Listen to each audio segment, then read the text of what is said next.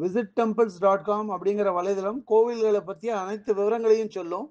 இதில் கொடுத்திருக்கிற அந்த கூகுள் வரைபடம் வந்து இந்த கோவிலுக்கு சென்றடைய உதவிகரமாக இருக்கும்.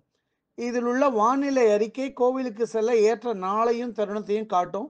அதே மாதிரி இதில் இருக்கிற யூடியூப் லிங்கை பார்த்தா கோவிலை நேரடியாக பார்த்த திருப்தியும் இருக்கும், நிறைய விவரங்களையும் தெரிஞ்சுக்கலாம். இன்னைக்கு visittemples.com மூலியமா சென்னை திருமழிசையில் இருக்கிற ஸ்ரீ ஜெகநாத பெருமாள் கோயிலை பற்றி தெரிஞ்சுக்க போகிறோம். இந்த திருமழிசைக்கு பழைய நாட்களில் சதுர்வேதி மங்கலம், மகிஷாரம், மகாக்ஷேத்திரம்னு பல பெயர்களில் திருமழிசை அழைக்கப்பட்டது. இந்த கோவிலோட முழு பேரு ஸ்ரீ ஜெகநாத பெருமாள் மற்றும் ஸ்ரீ திருமழிசை ஆழ்வார் கோவில். இந்த கோவில் கிழக்கு நோக்கிய கோவில், 5 அடுக்கு ராஜகோபுரம் கொண்ட கோயில். கோயில் ராஜகோபுரத்துக்கு எதிரில் விஸ்தீரணமா இடம் இருக்கு. அங்க ஒரு பெரிய 4 கால் மண்டபம் இருக்கு. 4 கால் மண்டபத்தோட தூண்களோட காலில் வந்து தெய்வீக விக்கிரகங்களை பதிச்சிருக்கா பார்க்க முடியும். ராஜகோபுரத்தை கடந்து வந்தா முதல்ல ஒரு கல் துவஜஸ்தம்பத்தை பார்க்க முடியும். அதுக்கப்புறம் ஒரு நைவேத்திய பீடம், அதாவது பலிபீடம். அதுக்கடுத்து ஒரு உயரமான ஒரு கொடிமரம் துவஜஸ்தம்பம் வச்சிருக்கா. அதுக்கடுத்து கருடாழ்வார் சன்னதி வந்து மேற்கு நோக்கி மூலஸ்தானத்தை பார்த்த மாதிரி இருக்கு. துவஜஸ்தம்பத்தை கடந்து வந்தா இடது பக்கத்துல ஒரு பெரிய 4 கால் மண்டபம் இருக்கு.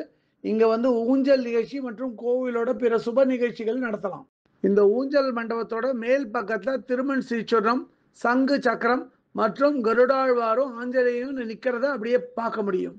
இந்த ஊஞ்சல் மண்டபத்தோட உள்பகுதியில, அதாவது வடக்கு நோக்கி பள்ளி கொண்ட ரங்கநாதரோட படத்தை அப்படியே வரைஞ்சு வச்சிருக்கா.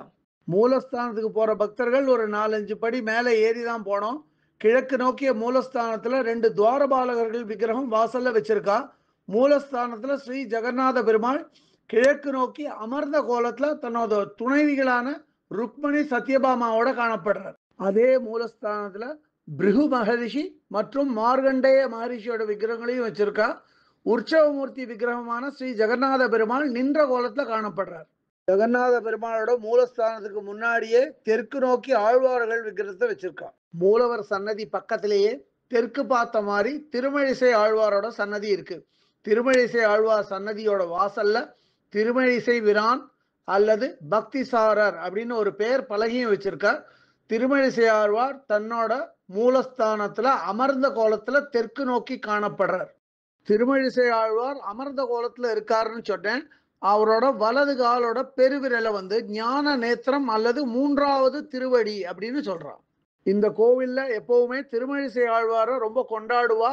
ஏன் கொண்டாடுறா அப்படின்னா, இந்த திருமழிசை தான் திருமழிசை ஆழ்வார் பிறந்த ஊரே ஆகும். இந்த கோவில்ல தாயாரோட சன்னதி வெளிப்பிராகாரத்துல அமைஞ்சிருக்கு. வெளிப்பிராகாரத்துல தாயார் சன்னதி கிழக்கு நோக்கி இருக்கு. தாயாரோட பேரு ஸ்ரீ திருமங்கை வள்ளி தாயார். தாயார் சன்னதிக்கு போக விரும்பும் பக்தர்கள் 5-6 படி மேலே ஏறி தான் போனோம். தாயார் தன்னோட சன்னதியில அமர்ந்த கோலத்துல கிழக்கு நோக்கி காணப்படுறா. தாயாருக்கு மொத்தம் 4 கரங்கள். இங்க மேல் 2 திருக்கரத்துல 2 தாமரை பூவை வச்சுட்டு இருக்கா. கீழ் திருக்கரத்துல பக்தர்களை ஆசீர்வதிக்குமாறு காட்சியளிக்கிறா. உற்சவமூர்த்தி தாயார் விக்கிரகமும் கிழக்கு பார்த்து அதே மூலஸ்தானத்துல வச்சிருக்கா. இந்த ஜெகநாத பெருமாள் கோயிலோட கோஷ்டத்துல தெற்கு நோக்கிய தும்பிக்கை ஆழ்வார் மற்றும் மகாவிஷ்ணு விக்கிரகங்களும், வடக்கு நோக்கிய விஷ்ணு துர்கையோட விக்கிரகமும் வச்சிருக்கா. இந்த கோவிலோட வெளிப்பிராகாரத்துல மேற்கு நோக்கிய ஒரு சன்னதி இருக்கு. மேற்கு நோக்கிய இந்த சன்னதி வந்து ஸ்ரீ லட்சுமி நரசிம்ம சுவாமியோட சன்னதி. இந்த சன்னதிக்கு போகும் பக்தர்கள் ஒரு 4-5 படி மேலே ஏறி தான் போனோம். இந்த சன்னதியோட கோபுரத்துல லட்சுமி நரசிம்மர் அவரோட விக்கிரகத்தை பார்க்க முடியும். அதே மாதிரி சன்னதி உள்ள லட்சுமி நரசிம்மர் மேற்கு நோக்கி அமர்ந்த கோலத்துல லக்ஷ்மியை தனது இடது மடியில உட்கார வச்சின மாதிரி காட்சியளிக்கிறார். கோவிலோட வெளிப்பிராகாரத்துல தெற்கு நோக்கிய ஒரு சன்னதி இருக்கு. அது வந்து சொர்க்கவாசல் அல்லது பரமபத வாசல் ஆகும். பரமபத வாசலோட வெளிப்பக்கத்துல 2 பக்கத்துலயும் 2 துவாரபாலகர்களோட வர்ண விக்கிரகத்தை வச்சிருக்கா. அதே மாதிரி இந்த பரமபத வாசலோட கோபுரத்துல பள்ளி கொண்ட ரங்கநாதர் ஸ்ரீதேவி பூதேவியோட காட்சியளிக்கிறார். பிரம்மாவும் கூட இருக்கா. அவளோட வர்ண விக்கிரகத்தை வச்சிருக்கா. இந்த கோவிலோட வெளிப்பிராகாரத்துல இருக்கிற ஆண்டாள் சன்னதி பாக்கி கோயில்ல இருக்கிற மாதிரி கிடையாது. ரொம்ப பிரமாதமா வடிவமைச்சிருக்கா. கிழக்கு நோக்கி ஆண்டாள் சன்னதியோட கோபுரத்துல ஆண்டாள் கிழக்கு நோக்கி நின்ற மாதிரி காட்சியளிக்கிறா. ஆண்டாளோட கிழக்கு நோக்கிய சன்னதியில ஆண்டாள் நின்ற கோலத்துல காணப்படுறார். ஆண்டாளோட உற்சவமூர்த்தி விக்கிரகமும் ஆண்டாள் சன்னதி உள்ளே வச்சிருக்கா. இந்த கோயிலோட மூலஸ்தானத்துல, அதாவது ஸ்ரீ ஜெகநாத பெருமாள் சன்னதிக்கும் திருமழிசை ஆழ்வார் சன்னதிக்கும் உள்ள இடைப்பட்ட இடத்துல ஸ்ரீ நவநீத கிருஷ்ணனுக்கு தனியா ஒரு சன்னதி இருக்கு. அதே மாதிரி ராஜகோபுரத்தை கடந்து கோவிலுக்குள்ள வந்தா வலது பக்கத்துல ஸ்ரீ மணவாள மாமுனிகளுக்கு தனியா ஒரு சன்னதி வச்சிருக்கா. இந்த கோவிலோட ஸ்தல விருட்சம் பாரிஜாதமாகும். அதே மாதிரி கோவிலோட புஷ்கரணி ரொம்ப பெருசு. கோவிலோட புஷ்கரணி பேரு பிருகுதீர்த்தமாகும். ராஜகோபுரத்துக்கு வெளிப்பக்கமா கோவிலோட தேர் நிறுத்தியிருக்கா. தேர் வந்து மிக பிரம்மாண்டமான தேர். அந்த தேர்ல வந்து ஏறணும் அப்படின்னாலே அங்க பக்கத்துல இருக்கிற ஒரு மண்டபத்துல படி தனியா கட்டியிருக்கா. அது வழியா தான் போக முடியும். அவ்வளோ பெரிய தேர்.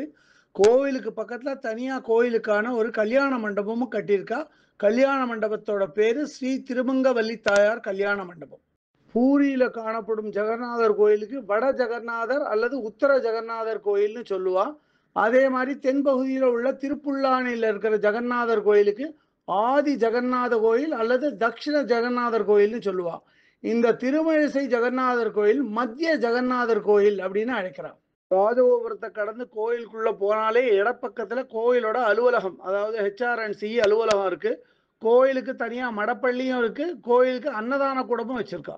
இந்த கோயிலை பற்றிய இதர விவரங்கள் வேணும் அப்படின்னா www.visittemples.com அப்படிங்கிற வெப்சைட்டுக்கு போயிட்டு இந்த கோயிலை பற்றிய எல்லா விவரங்களையும் ஆங்கிலத்தில் வந்து படிக்கலாம். இல்லை பிற பாஷைகளில் வேணும்னா அதுலேயே மொழிபெயர்க்கிற வசதியும் இருக்குது. அப்படியே மொழிபெயர்த்து அவா பாஷைக்கு தகுந்த மாதிரி படிச்சுக்கலாம் அதை.